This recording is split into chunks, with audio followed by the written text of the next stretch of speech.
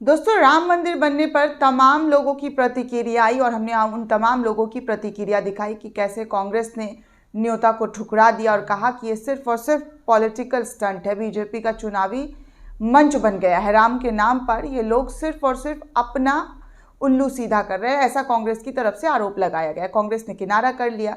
उसके बाद तमाम तरीके की तस्वीरें देखने को मिली कि कैसे जो है राम मंदिर को लेकर जो विपक्ष के नेता हैं उनकी बयानबाजी सामने आई।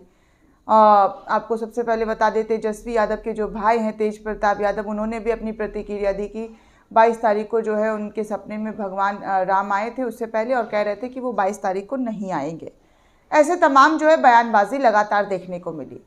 और तो और विश्व के तमाम अखबारों ने भी क्या कुछ छापा वो भी हमने आपको बताया कि कैसे दुनिया भर के तमाम मुल्कों से खबर आ रही है। अब देखिए, इस्लामिक देश, जी हाँ, 57 इस्लामिक देश का जो एक ऑर्गेनाइजेशन है OIC, उनकी तरफ से भी प्रतिक्रिया सामने आई है। इस्लामिक देश की तरफ से क्या राम मंदिर को लेकर प्रतिक्रिया सामने आई है, ये मैं आपको बताने वाली हूँ कि किस तरीके से जो है अयोध्या में राम मंदिर के निर्माण को लेकर OIC की तरफ से क्या बयान जारी किया गया है और 57 इस्लामिक देश जो है किस तरीके से इस पर प्रतिक्रिया दे रही है। देखिए, कहा जा रहा है कि अयोध्या में राम मंदिर निर्माण से चिंता में 57 मुस्लिम देश, बाबरी मस्जिद पर कह दी बड़ी बात। हिंदुस्तान लाइव की खबर है और कह रहा है कि OIC यानी कि 57 मुस्लिम देशों के संगठन ऑर्गेनाइजेशन ऑफ इस्लामिक कॉरपोरेशन ने अयोध्या में राम मंदिर निर्माण पर आपत्ति जाहिर की है।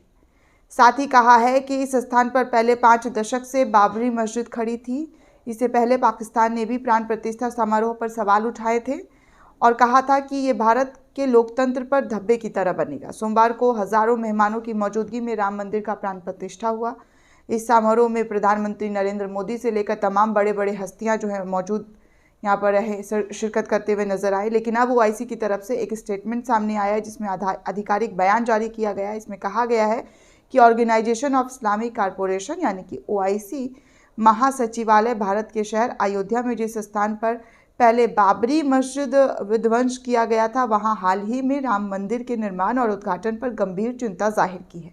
साथ ही कहा है कि पिछले सत्रों में विदेश मंत्रियों के परिषद की तरफ से जाहिर रुख के अनुसार महासचिवालय उन कामों की निंदा करता है जिनका उद्देश्य बाबरी मस्जिद के प्रतिनिधित्व वाले इस्लामिक स्मारकों को ध्वस्त करना है। वहीं आपको बता दें कि पड़ोसी देश जो है हमारा पाकिस्तान, उसने भी नाराज़गी जाहिर की। उन्होंने कहा पाकिस्तान सरकार ने कि मंदिर निर्माण को गंभीर खतरा करार दिया और विदेश कार्यालय ने कहा कि पिछले 31 सालों के दौरान के घटनाक्रम के बाद आज का प्राण प्रतिष्ठा समारोह भारत में बढ़ते बहुसंख्यकवाद का संकेत है।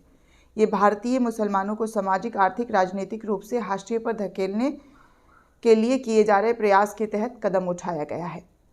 और साथ ही कहा है कि इसके अनुसार भारत में हिंदुत्व की बढ़ती विचारधारा, धार्मिक सद्भाव और क्षेत्रीय शांति के लिए गंभीर खतरा है। आगे उन्होंने कहा कि भारत के 2 बड़े राज्यों में उत्तर प्रदेश और मध्य प्रदेश के मुख्यमंत्रियों ने बाबरी विध्वंस और राम मंदिर के उद्घाटन का हवाला देते हुए कहा कि यह पाकिस्तान के कुछ हिस्सों को दोबारा हासिल करने की ओर पहला कदम है।